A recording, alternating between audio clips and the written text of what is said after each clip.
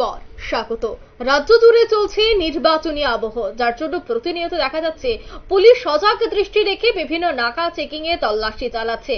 আর এই নির্বাচনী আবহে সব থেকে বেশি নেশার সামগ্রী উদ্ধার হয়েছে।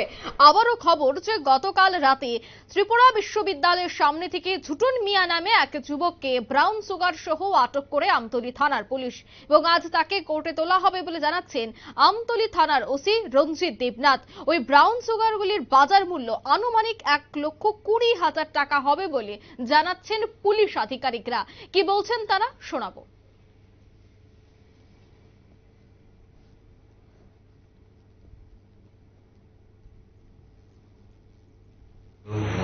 ড্রাগস ব্রাউন সুগার কেনা বেচা হলো, তো সেই অনুযায়ী আমরা উৎপেতে বসি এবং যখনই ও আসে তো ওর কাছে আমরা 3টা পেয়েছি, কিন্তু যার কাছে বিক্রি করতে এসেছিল তাকে আমরা মানে ঠিক টাইমিং মিলেনি, তার জন্য আমরা তাকেও পাইনি।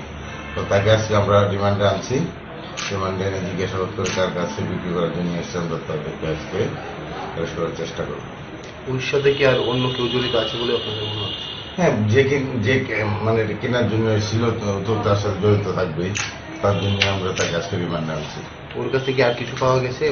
একটা মোবাইল পাওয়া গেছে, আর কোনো টাকা পয়সা কিছু পাওয়া যায়নি। শুধু 3 প্যাকেট পাওয়া গেছে ব্রাউন সুগার, যেটা প্রায় বাজার মূল্য এখন 1,20,000 টাকার মতো। নাম কি? জুটন মিয়া। ও কি বিক্রি করতে পারছিল? ও বিক্রি করছে। ওর কাছে তো আরো থাকতে পারে, ওর মানে জিজ্ঞাসাবাদে কিছু পাওয়া গেছে? এখন পর্যন্ত কিছু পাওয়া গেছে না, তো আজকে রিমান্ডে আনছি। রিমান্ডে এনে আজকে জিজ্ঞাসাবাদ করবে। বাড়ি কোন জায়গা থেকে? বাড়ি ফুলতলি। আটক করা হয়েছে? আটক করে ত্রিপুরা ইউনিভার্সিটি সংলগ্ন এলাকায়। কটার সময়?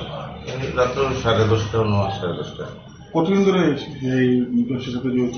ও তো অনেকদিন ধরে, কারণ আমার সোর্সের যে খবর অনেকদিন ধরে সে জড়িত, এবং তার সেই সোর্সের খবর অনুযায়ী তাকে ধরে।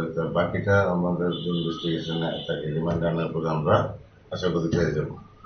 এমনিতে কি করে উনি? এমনিতে আর কি করবে, এগুলি করে। আপনারা শুনলেন পুলিশ আধিকারিকের বক্তব্য। খবর যে গতকাল ত্রিপুরা বিশ্ববিদ্যালয়ের সামনে থেকে ঝুটন মিয়া নামের সেই কুখ্যাত নেশা কারবারিকে আটক করা হয়। স্থানীয় সূত্রের খবর যে এর আগেও তার বিরুদ্ধে এই ধরনের অভিযোগ উঠে আসছিল। এবার পুলিশের হাতেই আটক হয়েছে সেই কুখ্যাত নেশা কারবারি। এখন দেখার বিষয় যে তার বিরুদ্ধে কি ধরনের পদক্ষেপ গ্রহণ করা হয়, এবং তাকে জিজ্ঞাসাবাদের পর তার সাথে যারা জড়িত রয়েছে, তার সাথে যারা ব্যবসা বাণিজ্য করছে, তাদেরকেও পুলিশ আটক করতে সক্ষম হয় কিনা সেটাই এখন দেখার। নিয়ে নিচ্ছে ছোট্ট একটি বিজ্ঞাপন বিরতি, সঙ্গে থাকুন।